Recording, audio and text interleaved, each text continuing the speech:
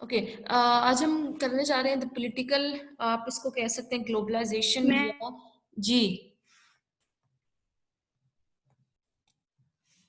Okay, political dimension of globalisation देखेंगे कि जब हम ग्लोबलाइजेशन को देखते हैं तो उसके हमने पॉलिटिकल एस्पेक्ट देखना है कि हम पॉलिटिकली इस प्रोसेस को हम कैसे देखते हैं या क्या हुआ है। तो पॉलिटिकल ग्लोबलाइजेशन की अगर हम बात करते हैं तो क्या है कि it is intensification and expansion of political inter relations. ठीक है, कि पॉलिटिकल रिलेशनशिप आपस में पूरी दुनिया के अंदर लोगों को कितना ज्यादा बहुत शिद्दत इख्तियार कर लिया है, बहुत बड़े लेवल पे अब पॉलिटिकल रिलेशनशिप हो रहे हैं और फैल गए हैं। अगर पाकिस्तान के पहले पॉलिटिकल रिलेशनशिप उस सिर्फ उसके नेबरिंग कंट्रीज के साथ थे, तो अब जो उसके पॉलिटिकल रिलेशनशिप हैं,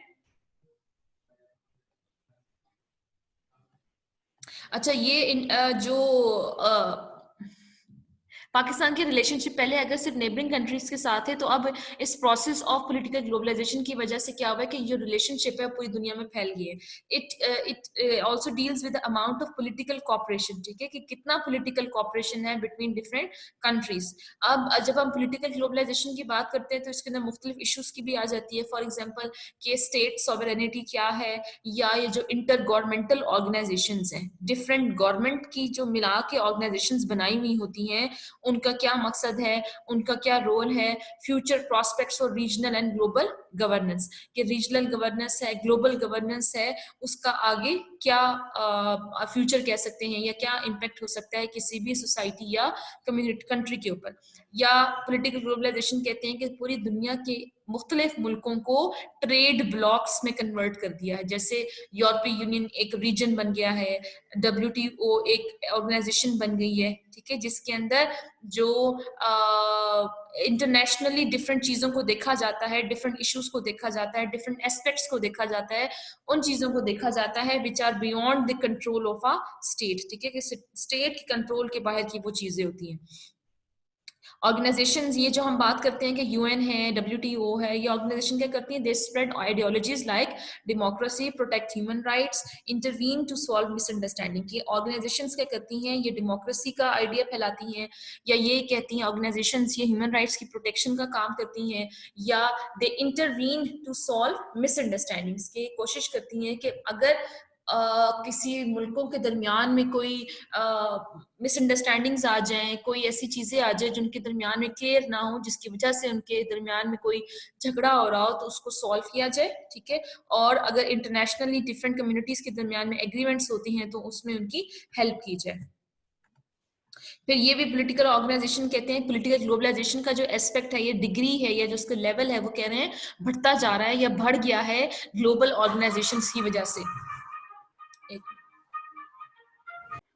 ओके, इसके ना किस चीज की बात करते हैं कि जैसे जैसे जो ऑर्गेनाइजेशंस हैं, इंटरनेशनल ऑर्गेनाइजेशंस हैं, यूएन है, आप बात कर सकते हैं कि जैसे इकोनॉमिक ऑर्गेनाइजेशंस बनी हुई हैं, डिफरेंट ऑर्गेनाइजेशन है, वो क्या कर रही हैं, जिसमें उन्होंने एग्जांपल दी हुई है कि वो पूरी दुनिया की को, फॉर एग्जांपल कुछ लोग कुछ ऑर्गेनाइजेशंस का रोल ऐसा होता है कि वो कंट्रीज के दरमियान में कॉन्फ्लिक्ट को रोकती हैं। जैसे अगर किसी कंट्री के दरमियान में कोई सिचुएशन ऐसी हो जाती है वॉर लाइक, तो यूएन इन्वॉल्व होता है ताकि उनके दरमियान में ये इस कॉन्फ्लिक्ट को खत्म किया जाए, in order to avoid the war between those countries. ठीक है, एग्जाम्पल क्या की है कि जैसे वर्ल्ड वॉर 1 हुई थी, तो वर्ल्ड वॉर 1 से पहले लीग ऑफ नेशन बनी थी। ठीक है, ये सबसे स्टार्टिंग की ऑर्गेनाइजेशन है जो कि बनी थी ताकि कॉन्फ्लिक्ट को रिमूव किया जाए।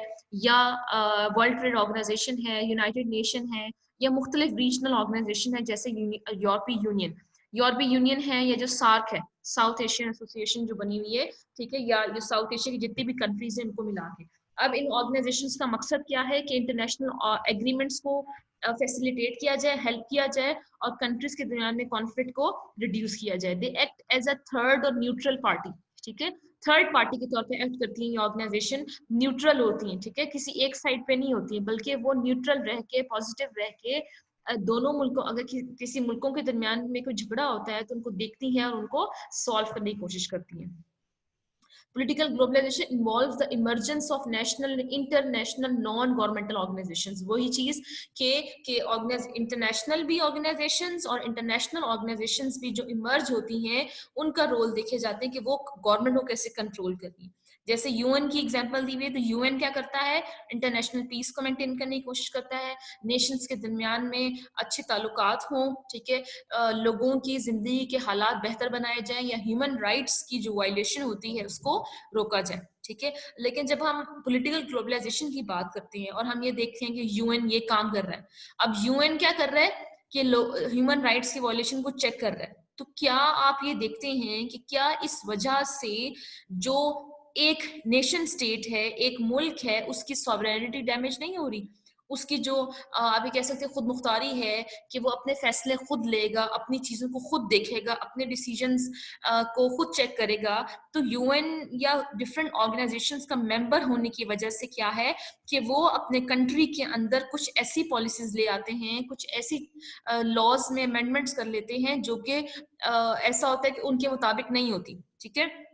तो ये जो ऑर्गेनाइजेशंस होती हैं ये they are like involved in the internal affairs of the state. तो क्या कहते हैं कि क्या इसका फायदा हो रहा है या नहीं हो रहा, ठीक है, कि ये जो टेरिटोरियल बाउंड्रीज हैं, जो टेरिटोरियल ये जो हदूद मुकर्रर की हुई हैं मुख्तलिफ मुल्कों के दरमियान में, उसके उसकी वजह से जो नेशन स्टेट है उसकी पावर कहाँ से कहाँ चली गई है, ठीक है। या ग्लोबल गवर्नेंस की इमरजेंस हो रही है, ग्लोबली कैसे गवर्न किया जा रहा है मुख्तलिफ कंट्रीज को, मुख्तलिफ ऑर्गेनाइजेशंस को, कि ऐसे नॉर्म्स वैल्यूज बन गए हैं पूरी दुनिया के अंदर जिसको सब फॉलो कर रहे हैं। उन नॉर्म्स एंड वैल्यूज को फॉलो करने की वजह से क्या हो रहा है कि कंट्रीज के दरमियान में कॉन्फ्लिक्ट नहीं आ रहा, या इतने ज्यादा बड़े इश्यूज उनके दरमियान में इस तरह से डेवलप नहीं हो रहे। इन क्वेश्चंस को देखने से पहले हमें क्या चीज देखनी है, द नेशन स्टेट सिस्टम, कि नेशन स्टेट सिस्टम क्या होता है। नेशन क्या है, ग्रुप ऑफ पीपल, ठीक है, जो किसी एक जगह पर लोग रह रहे हैं, permanent residents of defined territory, किसी भी एक खास हदूद है उसके मुस्तकिल रिहायशी होंगे, उनके ऊपर कोई गवर्नमेंट होगी, कोई कल्चर को फॉलो कर रहे होंगे, और वो अपने आप को क्या तस्लीम करेंगे, सॉवरन, ठीक है, आजाद और खुद मुख्तार होंगे। खुद मुख्तार का मतलब ये है कि वो अपने फैसले लेने के खुद जो है वो उनकी मर्जी होगी, जिस तरह फैसले लें, जिस तरह से लें, किसी और कंट्री या ऑर्गेनाइजेशन के इन्फ्लुएंस में आके या उनके जोर में आके नहीं करेंगे। इसे हम कहते हैं Pakistan is a sovereign country because it takes its decisions on its own, ठीक है, अपने फैसले खुद लेता है, अपनी मर्जी से लेता है, किसी आउटसाइड कंट्री या ऑर्गेनाइजेशन के अंडर आके नहीं करता, ठीक है। लेकिन अब हम ये कहते हैं क्या ऐसा अभी भी मुमकिन है या नहीं, because of the role of international organisations, ठीक है। ये चीज अपने जहन में रखिएगा, ये देखते रहिएगा, हम आगे डिस्कस करेंगे इसको। स्टेट क्या है, स्टेट जिसके अंदर कोई पॉपुलेशन होगी, कोई टेरिटरी होगी, कोई गवर्नमेंट होगी, और वो क्या होगी, इंडिपेंडेंट होगी, ठीक है, कि वो आजाद होगी, किसी के ऊपर इन्हिसार नहीं कर रही होगी। आप कहते हैं कि ये जो नेशंस पॉलिटिकल ऑर्गेनाइजेशंस है ना, ये state is a political organisation. जैसे हम कहते हैं ना कि ऑर्गेनाइजेशन बनी हुई है, ये ऑर्गेनाइजेशन का मकसद ये, इस ऑर्गेनाइजेशन का मतलब मकसद ये, इस इदारे का मकसद ये। तो ये जो सियासी इदारे बनना शुरू हो गए थे, वो शुरू से ही हम ये कह सकते हैं मुल्क नहीं थे, बल्कि वो सोसाइटीज पहले सिंपल थी, तो वो सिंपल पॉलिटिकल ऑर्गेनाइजेशन थी, पॉलिटिकली बहुत छोटे लेवल पे ऑर्गेनाइज थी। जैसे कि पहले ऑर्गेनाइज सोसाइटीज किस बेस पे थी, क्लैंस की बेसिस पे, रिश्तेदारी के बेसिस पे, ठीक है। फिर आहिस्ता आहिस्ता वो बरादरी की तरफ चली गई, बरादरी थोड़ी सी बड़ी हो जाती है, फिर बरादरी बहुत सारे क्लैंस आपस में मिलके बने तो कबीले में कन्वर्ट हो गई, ठीक है। ये जो क्लैन था ये एक पॉलिटिकल ऑर्गेनाइजेशन थी, कन्वर्ट हो गई ट्राइब्स में, फिर आपस में ट्राइब्स बहुत सारे मिले, तो जैसे जैसे पॉपुलेशन बढ़ती गई बहुत सारे कबीले बन गए, बहुत सारे कबीले बनने की वजह से वो फिर कन्वर्ट हो गए सिटी स्टेट्स को, जो हम सिटी स्टेट्स को कहते हैं आजकल हम जिनको नेशन स्टेट का नाम देते हैं, ठीक है। कि 15th सेंचुरी में क्या हुआ कि ये जो सिटी स्टेट्स थी ये इमर्ज हो गई as a nation state. And what is nation state, a nation state is a specific form of state, ठीक है, खास किस्म है स्टेट की, which exist to provide a sovereign territory, एक खास किस्म है एक स्टेट की, एक रियासत की, जो क्या करती है कि वो एक मुल्क, एक कौम को एक आजाद रियासत देती है, एक कौम को एक आजाद हदूद मुहैया करती है, ठीक है, सॉवरेन टेरिटरी दे रही है, एक एरिया दे रही है, और वो क्या कर रही है कि इसी वजह से वो drives legitimacy from that function, कि क्योंकि उसने एक कौम को एक जगह दी है जिसके अंदर वो आजाद रह सकते हैं, अपनी मर्जी से अपनी जिंदगी गुजार सकते हैं, तो इसी हक देने की वजह से क्या करते हैं कि वो जो नेशन स्टेट है उनके ऊपर क्या करती है, गवर्न कर रही होती है, उनको देख रही होती है, उनको कंट्रोल कर रही होती है, उन्हीं लोगों को, उसी नेशन को। अच्छा, क्या कहते हैं कि जो एक आइडियल मॉडल है नेशन स्टेट का, वो क्या है कि एक तो नेशन होगी, आइडियल मॉडल नेशन स्टेट किससे बनी हुई है, एक नेशन से, ठीक है, कौम और स्टेट, रियासत। रियासत के अंदर सिर्फ घर शामिल नहीं है कि मतलब सिर्फ घर है, बिल्डिंग्स है, ब्लॉक्स हैं, सिर्फ इंफ्रास्ट्रक्चर की फॉर्म पे नहीं, बल्कि रियासत वो है जो कि इसको, लोगों को, नेशन को प्रोटेक्ट करेगी, उसकी हिफाजत करेगी, और उसकी जो पहचान है उसको भी क्या करेगी, मेंटेन रखेगी, उसकी जो है वो हिफाजत करेगी। Nation state did not always exist, ठीक है, जो नेशन स्टेट है वो हमेशा से इस तरह मौजूद नहीं रही है। वो हमने देखे ना, जैसे यहाँ पे कि 15th सेंचुरी में नेशन स्टेट इमर्ज हुई थी। क्यों? क्योंकि पॉपुलेशन बढ़ती गई थी, उनकी जो है वो उनका स्ट्रक्चर चेंज हो गया था, सोसाइटीज में चेंज आ गया था। Most of the present nation states are located on territory that once belonged to another, कि बहुत सारी जो आजकल की नेशन स्टेट्स हैं वो उन हदूद पे मौजूद हैं, उन जगहों पे मौजूद हैं जो जगहें पहले किसी और के कब्जे में थी, ठीक है, या वो पहले किसी और रियासत के अंडर थी। इसकी एग्जांपल आप ले सकते हैं बरे सगीर की, ठीक है, कि बरे सगीर जो सब कॉन्टिनेंट था that was not a nation state, मतलब पाकिस्तान की बात करते हैं कि पाकिस्तान पहले नेशन स्टेट नहीं था 1947 से पहले। 1947 से पहले it was located on a territory, वो ऐसी हदूद के अंदर मौजूद था जिसको कंट्रोल कोई और कर रहा था, जिस जो किसी और से बिलोंग कर रहा था, right. So nation states are located on territory that once belong to another non national state, ठीक है, वो किसी और को बिलोंग कर रही थी। और ये नेशन स्टेट्स कैसे वजूद में आई, how they came into existence, ये कैसे यू कैन से उनकी मौजूदगी हुई है, because of some political campaign, ठीक है, कोई सियासी कैंपेन शुरू हुई थी, कोई मूवमेंट शुरू हुई थी, कोई तहरीक शुरू हुई थी। उस तहरीक की वजह से क्या हुआ, उस तहरीक ने क्या किया कि नेशन स्टेट की वजह बनी। पाकिस्तान की एग्जांपल लेते हैं तो जब सब कॉन्टिनेंट में था, पाकिस्तान साथ था, व्हेन इट वाज इन बरे सगीर, ठीक है, जब वो बरे सगीर में था तो उसने क्या किया कि वहां के लोगों ने कोई पॉलिटिकल कैंपेन की थी जिसे हम कहते हैं तहरीक पाकिस्तान चली थी।